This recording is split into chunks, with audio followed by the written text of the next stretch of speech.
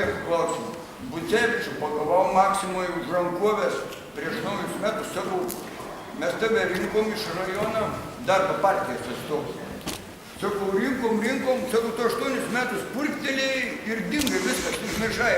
Sakau, visą tautą suginėt į konteinerius. Pusė tautos išvažiavo į uždarbus, į užsienį. Likom čia, kaip sakant, tie ištikimi Lietuvos patriotai. Ir dabar tokį klausimą premjerui. Čia aišku, ne pagal komunistinę, kad čia visi uraga, čia vien prieš. Aš už kitą, už Metrošą tave, už visą.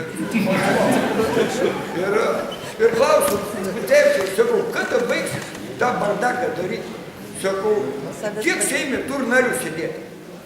Sakau, tauta visą išvažiavo, o Seimis kaip sėdėjo, taip sėd. Tas pats ir mūsų Pentagonė, kaip sėdėjo, taip sėd.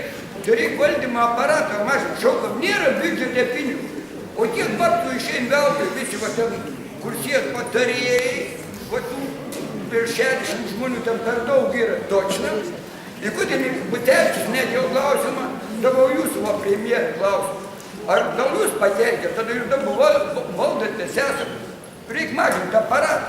Nu reikia nuo savęs, nuo savo kiemą pradėti Lietuvą tvarkyti, o ne kažkur tai atvažiuoti ir pradėti tvarkyti. Parodykit pavyzdį, kad susimažinot, paskui vėl čia savivaldybėse biškai sumažės ir Lietuvai pasirodo bus geriau gyventi.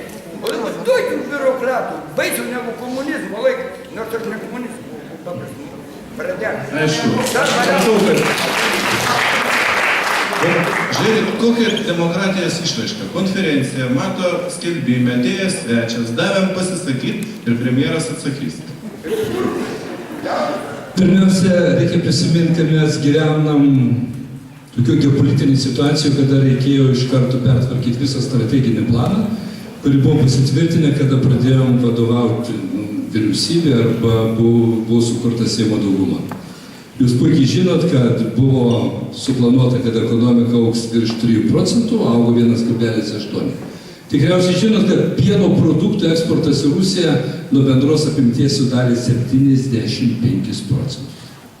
Lietuva tarp ES šalių pagal pieno produktų eksportą užėmė 4. vietą. Ir iš karto reikėjo persiorientuoti į kitas rinkas.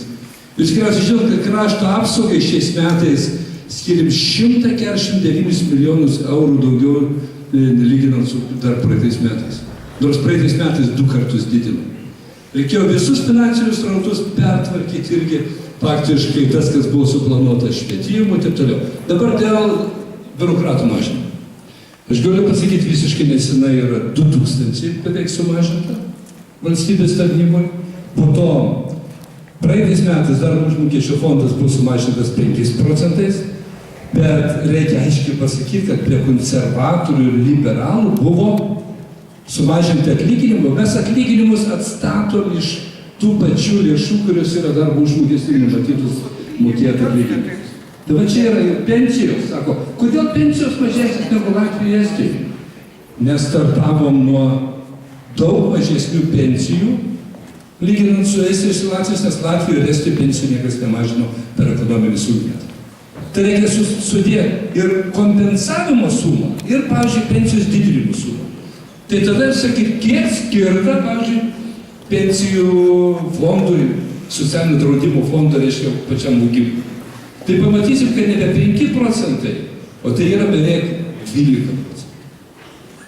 Tai, žinot, ekonomika yra didžiulis mechanizmas. Ir aš tai, pavyzdžiui, dar džiaugiuosi, kad mums pavyko įgyvendinti ambicingus projektus. Kai aš sakau, kas yra lyderystė, jeigu tu užsibrėžiai tikslą, kurį pasakė, kad jį įgyvendinsi po metų iki kelių metų. Energetika. Lietuva tapo 15 metais pagaliau energetiškai nepriklausoma. Sako, žinot, dujų kainų sumažėjo. Ne iš dangaus jos nukrito ir sumažėjo. Bet dėl to pamatė, kad mes turime alternatyvą ir iš kitur ir taip toliau. Sako, kaštai dideli. Taip. Todėl, kad šiandien Gazpromo dujų kaina tokia yra žema, kokios, aš manau, jau kitais metais mes nebeturėsime.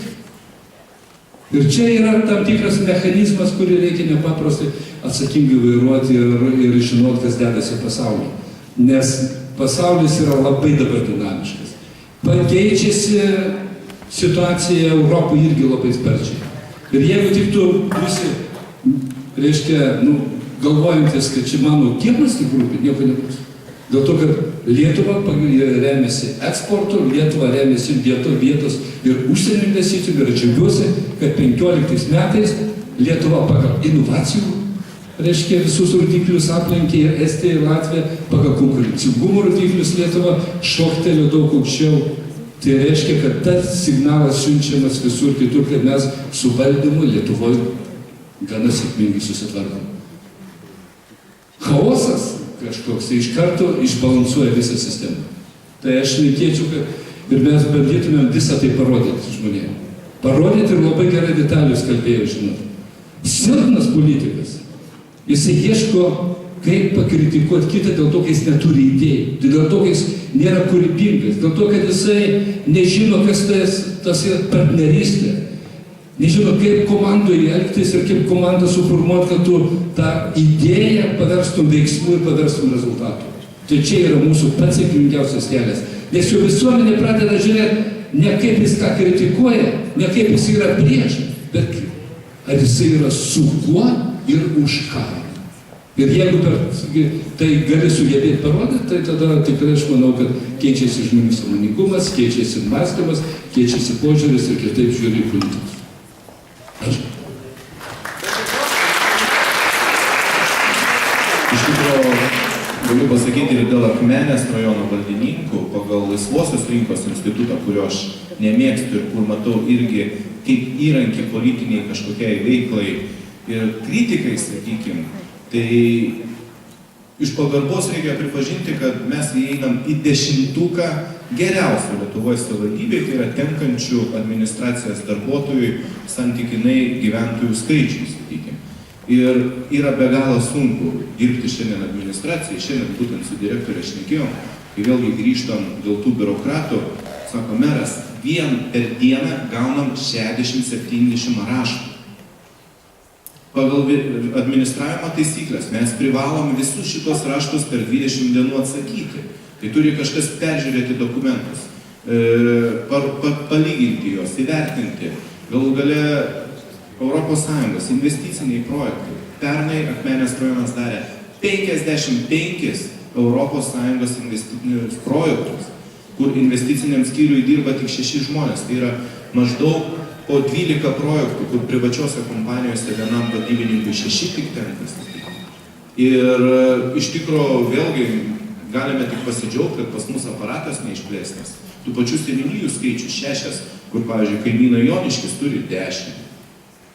Ir kitur, žinau, virš 10, sakykime. Tai vėlgi mes stengiamės taupiai gyventi, nepučiant aparatą, bet iš kitos pusės mes turim suteikti šansą mūsų jauniems žmonėms. Aš džiaugiuosi, Vita dirbo Kiprė, dirbo Vilniuje, atvažiavo į Akmenę dirbti architektę.